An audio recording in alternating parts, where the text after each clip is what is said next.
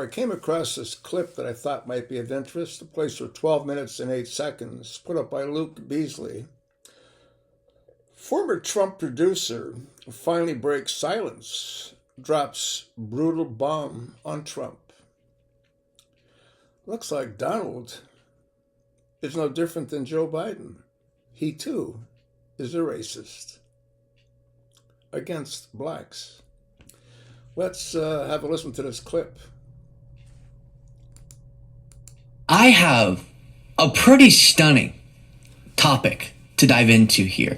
Reporting has been released from Salon, and it's titled "The Donald Trump I Saw on The Apprentice." For 20 years, I couldn't say what I watched the former president do on the set of the show that changed everything. Now I can.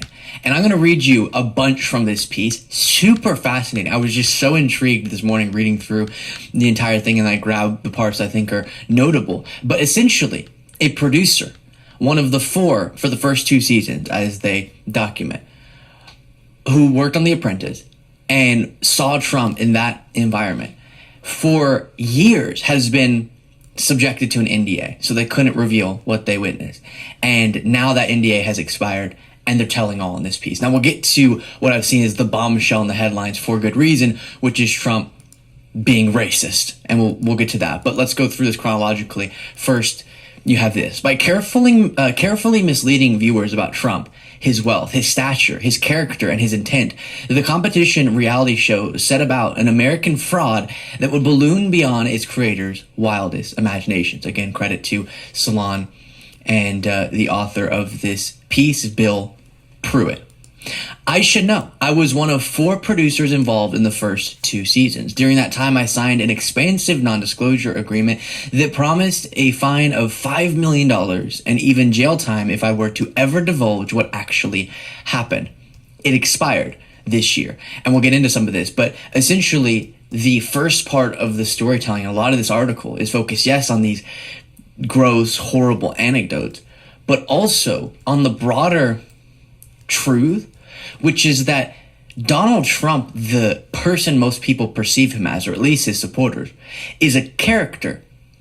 And that character is played by a man named Donald Trump, but it's not the true Donald Trump that existed. He was created into this myth based on this show. And so this producer has some almost disdain for what they were a part of in creating the very character that then was able to sell itself to the American people as credible enough and successful enough to be president of the United States, at least to enough of Americans. And that very character could be what causes a devastating destruction of democracy. Here's more. I'm going to really quickly pause your viewing of this video to ask you to... He wants people to subscribe and give him money. So do I. It ain't working for me. Yeah, he's still pitching his, whatever he's pitching. Today looked like from my side. Most days were revealing, some still haunt me 2 decades later. And then he talks about this particular anecdote where he asks one of the bosses, why Trump? Why are we doing this with Trump? And one of the excerpts is, knowing what we know about Trump, selling the idea that intelligent people would compete to land a job working for him will be a challenge. So essentially, they had perceived Trump's failures and the way that he conducted business in New York. And the awareness of Trump led this producer to believe that, and again, I'm not using Bill Pruitt, led Bill Pruitt to believe it wouldn't make sense to viewers to have Trump be the prized possession. If we can just win in this show, that could work for Trump because of the failure that he so often was. But the show was able to erase that and instead build him up to be this larger-than-life businessman. Trump's appearances make up so little of our shooting schedule that whenever he shows up to film, it isn't just the wild card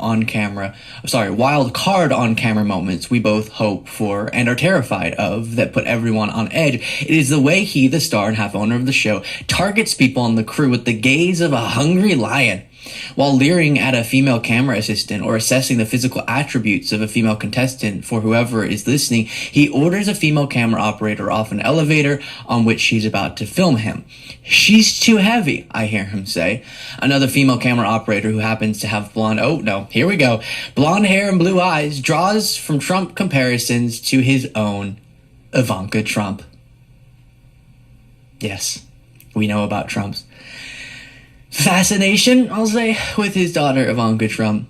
See past segments where we've gone through his disgusting statements about her. "There's a beautiful woman behind that camera," he says toward a line of 10 different operators set up in the foyer of Trump Tower one day. "That's all I want to look at." Trump corners a female producer and asks her whom he should fire. She demurs, saying something about how one of the contestants blamed another for their team losing. Trump then raises hands, cupping them to his chest. "You mean the one with the..." and then does that hand motion. He doesn't know the contestant's name. Trump eventually fires her. So you have something gross. Not surprising, though, based on what we've heard from Trump publicly. It makes sense that in private, as happened on the audio tape, the Hollywood Access tape, he would be as, if not more, gross. Then we get to the part of him cheating people, him not paying people what they're owed. This is something that was emphasized in the criminal trial when Michael Cohen would recount how icky he felt having to go to people, small businesses, and say, "We'll pay you 20 cents on the dollar. And we won't pay you what we agreed to, but instead a fraction, a fifth of what we agreed to pay you. And if you don't want to accept that, we'll give you nothing."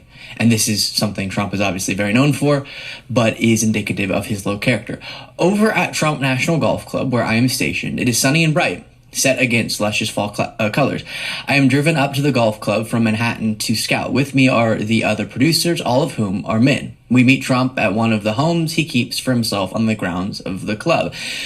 "Melania doesn't even know about this place," he says out loud to us, snickering, implying that the home's function is as his personal lair for his sexual exploits, all of which are unknown to his then fiancée, Melania.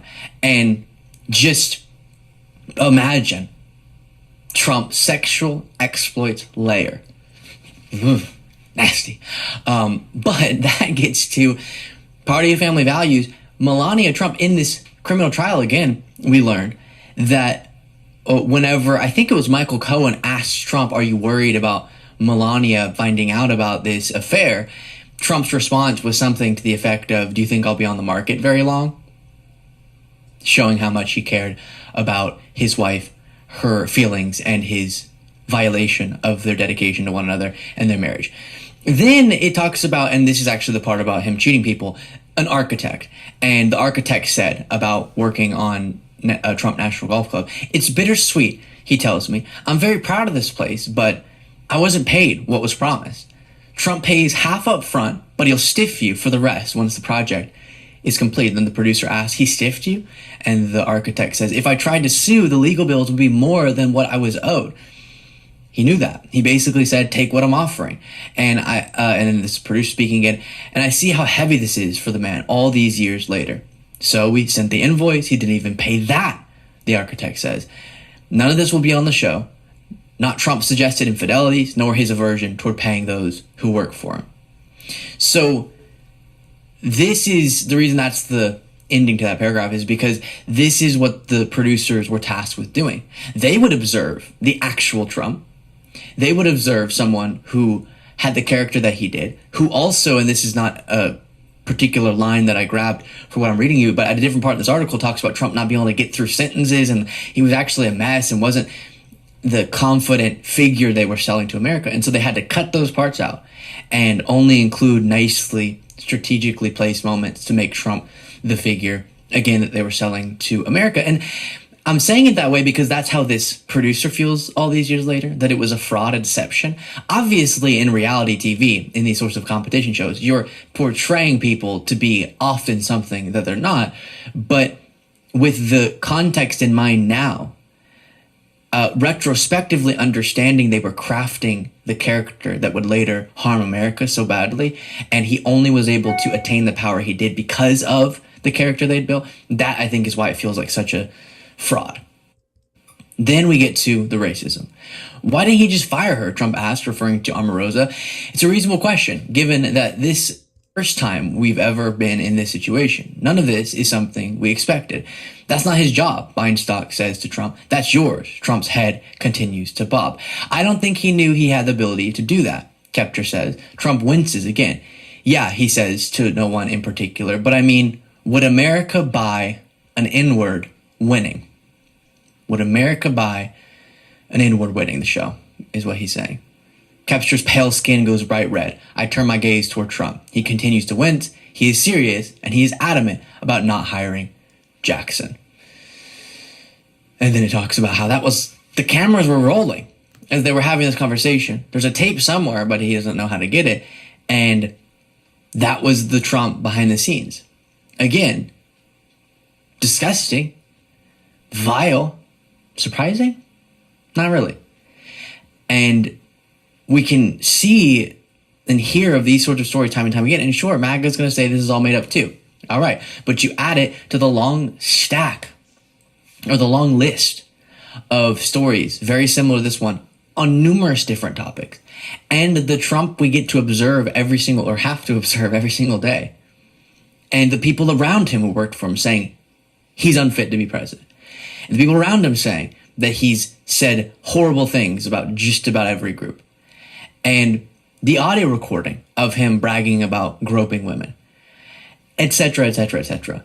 At some point, if you're supporting him, as I've been saying, the only transparent, I guess, honest way that you can voice your support is to say, I get all of that. I know who he is. I know he's not this moral Christian man that we pretend like he is. I know that this is all about him serving his ego. He's not experiencing legal troubles because he's some hero defending MAGA from their own persecution. I get all of it. How he threatens democracy, that he wouldn't accept the result. He tried to block the peaceful transfer of power. He's a civilly liable rapist. He has all these racist anecdotes that people have shared. And it just goes on. I want that. That's what I want to stand by. That's the Trump that I'm supporting. That's the only way. Because I'm tired of people saying they support him, but not because of those things, but because of something else. And you're just misperceiving him. And it's all fake news. And he's actually great. And he's actually the most moral person imaginable. And every single story that's ever come out over decades and decades was false about him. Just be honest and transparent that this is what you want. And then we can have that debate. But right now people are doing the weird sort of myth making with Trump, and it gets rather irritating at this point in time. Let me know what you thought. What do you think, huh? Like I said, he's no different than Joe Biden. They're both racists. You think not? Well, think whatever the hell you like. I'll attach the link, look at it, pass it along, and thanks for listening.